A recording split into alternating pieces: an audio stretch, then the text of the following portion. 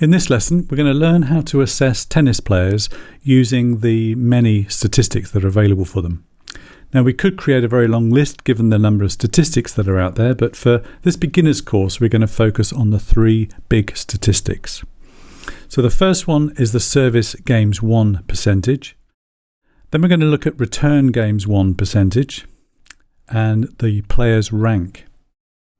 So where do we go to get this information? There's only two places really. For the men's game, we go to the ATP website. And for the women's game, we go to the WTA Tour website.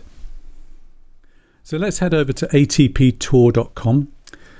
And you can see click the search and type in the surname of the tennis player. Then you select the tennis player. And you can see on the left-hand side there that Nadal's currently ranked number 2. And then down under player stats, you've got to select, I would select the previous full year's performance. That's the most meaningful. And then down on the right here, you can see return games won was 34% and 87% of service games won, which is excellent. And then over on WTAtennis.com, we look at the players and same thing again, find the player, the rankings up there, top left. And the stats on the WTA site is much easier actually. You just we could select the right year, defaults to the current year, and there they are, top headline there, 75.3% and 33.8 return games won. So once you've found the statistics for the players in each match, you then got to ask yourself what's good and what's bad. So if we look at the men's ratios, the service games won, basically anything over 78% is good. Returns game won, anything over 20%. And the ranking gap between the players is the important thing here. Make sure it's more than 50. And for the women's game, the service games won, anything over 66% is really good. Interestingly, their return games won percentage is higher than the men's. That's simply because the serve is more relevant and as a stronger weapon in the men's game than it is in the ladies' game. And again, the gap in ranking between the two players needs to be greater than 50. So let's have a look at these in an example of a match that took place last year. So this is a match between Sabalenka and Pegula at the French Open in September last year.